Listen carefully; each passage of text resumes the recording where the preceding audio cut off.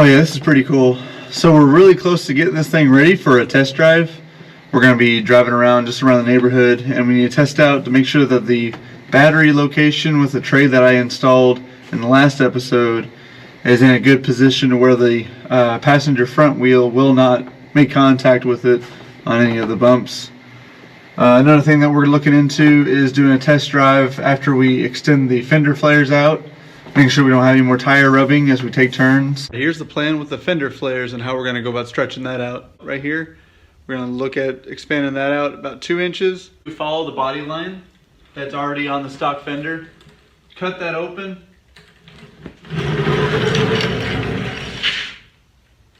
All the way through here. We'll have to make up something right here. Cut it open and space it out about 2 inches so that we can test the wheel to make sure it's not rubbing.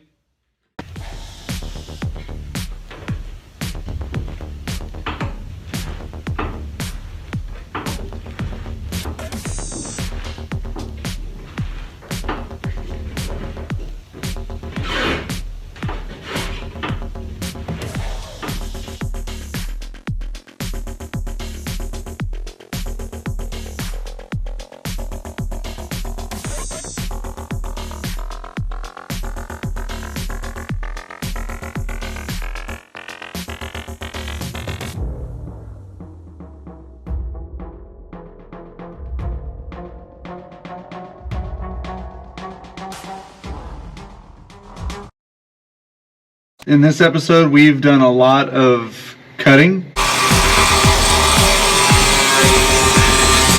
We've done a lot of grinding. We've done a lot of welding.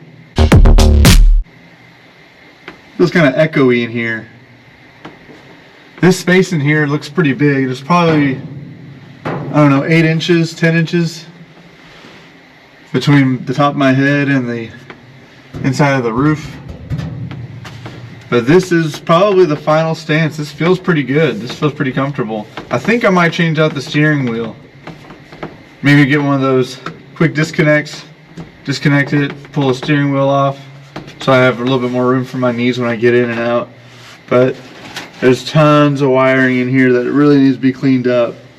We haven't completed any of the bracing. Still gotta fill in holes here and here, done this way. In the rear needs to be finished up, and on the sides.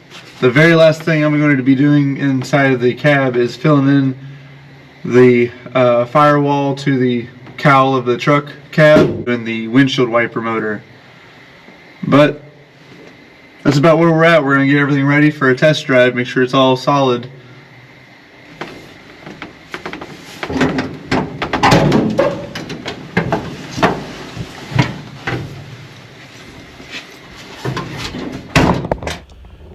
Go ahead and give an update right here. I've got some strips right there. Put in each of the fender flares, and that's going to be poking it out the 2.5 inches. I tested the wheel. Doesn't look like it's going to be rubbing anywhere.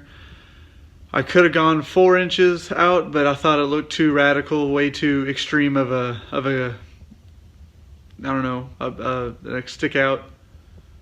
I thought 4 inches was too much of a stick out, and I went 2.5.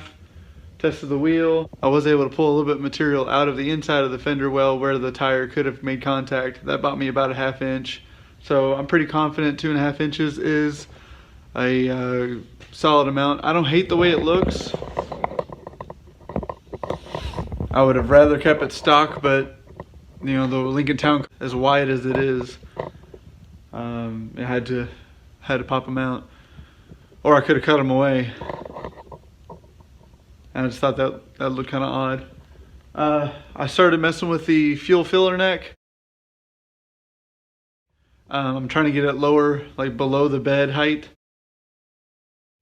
I need to go out and get some fuel hose, fuel rated hose, so I can lower that down. I'm gonna let the battery charge up, and I'll get that back in, and we'll take it for a test drive.